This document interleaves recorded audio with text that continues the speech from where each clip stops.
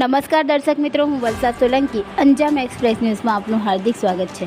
સમાચાર છે, વડોદરા શહેરમાં ઠેર ઠેર પાણી ભરાતા પૂર જેવી પરિસ્થિતિનો માહોલ સર્જાયો, જેમાં કભી ખુશી ગમ જેવો માહોલ રોડ ઉપર પાણી ભરાતા બાળકો સ્વિમિંગ પુલની મજા માણી રહ્યા છે।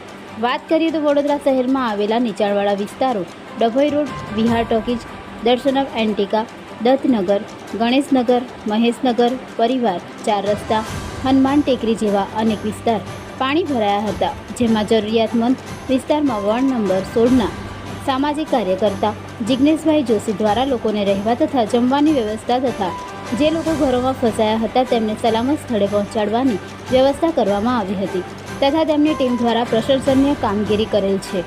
રિપોર્ટર ધરમસિંહ વણઝારા।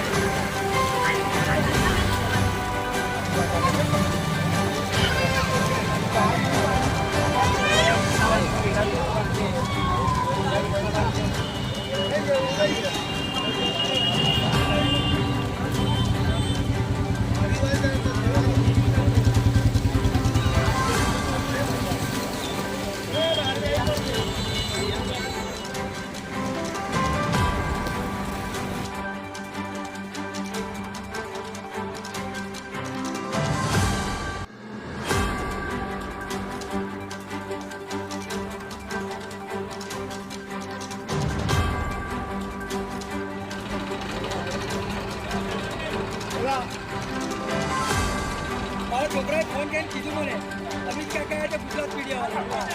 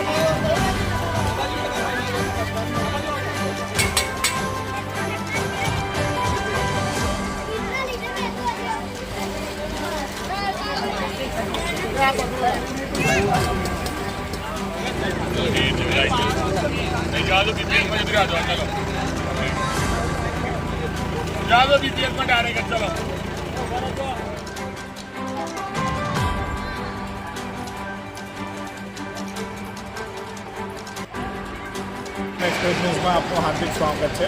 સમાચાર છે, ગુજરાતમાં ઠેર ઠેર પાણી ભરાઈ રહ્યું છે, તેવી જ રીતે વડોદરા શહેરમાં બી પૂરની પરિસ્થિતિ સર્જાઈ રહી છે। ત્યારે વડોદરા શહેરમાં ડભોઈ રોડ પર આવેલા વોર્ડ નંબર 16માં ઠેર ઠેર પાણી ભરાયું છે। એવામાં જે જૂના અને જાણીતા સામાજિક કાર્યકર્તા છે એવા જિગ્નેશભાઈ જોશી, તેમના દ્વારા આજરોજ બહુ પ્રશંસનીય કામગીરી કરવામાં આવી રહી છે, તો આપણે એમની સાથે વાત કરીશું। વડોદરા શહેરમાં અને સમગ્ર ગુજરાતમાં ઇલેક્શન વોર્ડ નંબર 16 પરિસ્થિતિ છે। ઘરોમાં લોકોને પાણી, જમવાની, રહેવાની ખૂબ મોટી તકલીફ પડી છે।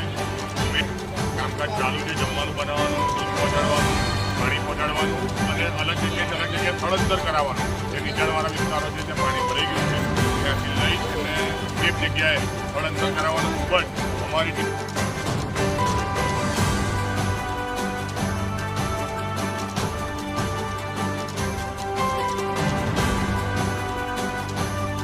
અમારી ચેનલને લાઇક, શેર અને સબસ્ક્રાઇબ કરવાનું ના ભૂલશો. ધન્યવાદ.